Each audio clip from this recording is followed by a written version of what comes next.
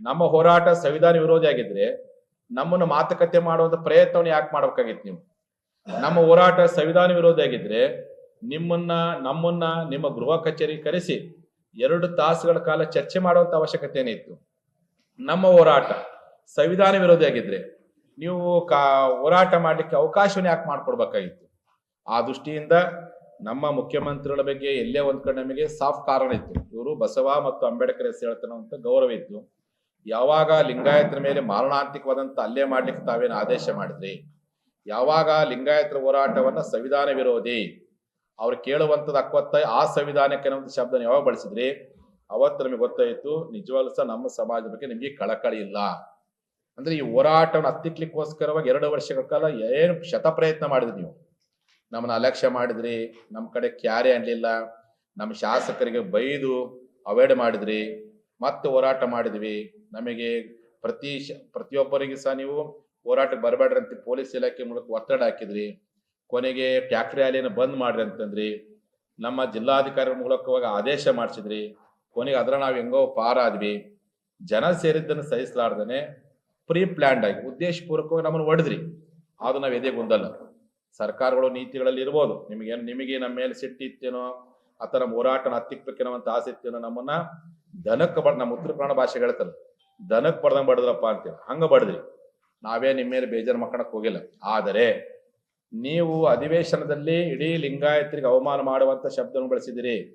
ಅದು ನಿಜವಾಗ್ಲೂ ಸರಿಯಾದ ಕ್ರಮವಲ್ಲ.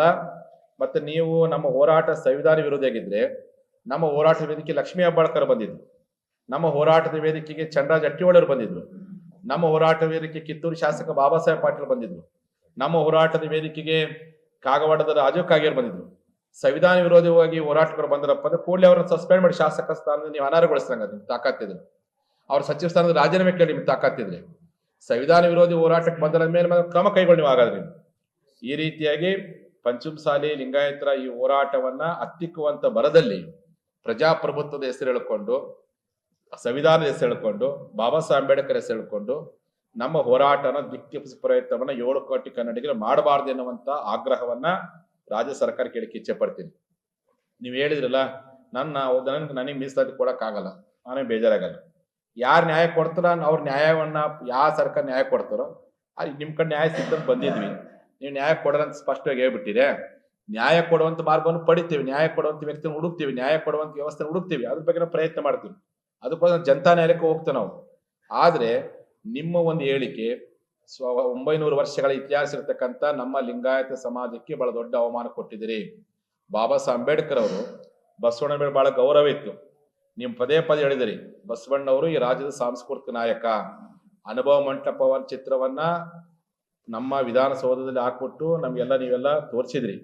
ಹಾಗಾದ್ರೆ ಆ ಬಸವಣ್ಣನ ಪರಂಪರೆ ಬಂದಿರತಕ್ಕಂಥ ಈ ಸಮಾಜದ ಹೋರಾಟವನ್ನ ಸಂವಿಧಾನ ವಿರೋಧಿ ಅಂದ್ರೆ ನೀವು ಎಲ್ಲೇ ಒಂದ್ ಕಡೆ ಬಸವಣ್ಣವ್ರನ್ನೂ ಸಹ ಬೈದಂಗೆ ನೀವು ಪರೋಕ್ಷವಾಗಿ.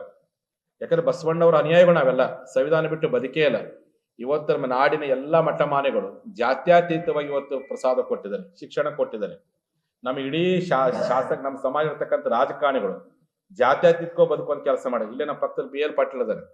ಇವತ್ತು ಅವ್ರ ಸಮುದಾಯದವರು ಎಲ್ಲೇ ಒಂದ್ ಕಡೆ ದಲಿತ ಸಮುದಾಯದ ಅನೇಕ ಮಹಿಳೆಯರಿಗೆ ಮಕ್ಕಳಿಗೆ ಇವತ್ತು ಅನ್ನ ಕೊಟ್ಟು ಆಶ್ರಯ ಕೊಟ್ಟು ಇವತ್ತು ದೇಶದ ಸತ್ಪ್ರಜೆಗಳಾಗಿ ಮಾಡೋ ಕೆಲಸವನ್ನ BL ಪಾಟೀಲ್ ಮಾಡಿದ್ರು. ಮತ್ತೆ ನಾವೆಲ್ಲರೂ ಸಂವಿಧಾನದ ಆಶಯಗಳ ಪ್ರಕಾರವಾಗಿ ಬದುಕನ್ನ ಮಾಡಕತ್ತೀವಿ, ಸಂವಿಧಾನದ ಆಶಯ ಪರವಾಗಿನೇ ಹೋರಾಟ ಮಾಡಕತ್ತೀವಿ. ಈ ನಿಟ್ಟಿನಲ್ಲಿ ನಿಮ್ಮ ಒಂದು ಸಂವಿಧಾನ ವಿರೋಧಿ ಹೇಳುವಂತ ಹೇಳಿಕೆ ಅದುವೇ ಸಂವಿಧಾನ ವಿರೋಧಿ ಆಗಿದೆ ಅಂತ ಒಬ್ಬ ರಾಜ್ಯದ ಮುಖ್ಯಮಂತ್ರಿಗಳಾಗಿ ಲಿಂಗಾಯತರ ಸ್ವಾಭಿಮಾನವನ್ನು ಕೆಣಕೋ ಪ್ರಯತ್ನ ಮಾಡಿ ನಿಮ್ಮ ಹೇಳಿಕೆ ಸಂವಿಧಾನ ವಿರೋಧಿ ಹೇಳಿಕೆಗಿದೆ. ಕೂಡಲೇ ಕ್ಷಮಾಪಣೆ ಕೇಳಬೇಕು, ಕೂಡಲೇ ಆ ಹೇಳಿಕೆಯನ್ನು ವಾಪಸ್ ಪಡ್ಕೊಳ್ಬೇಕು.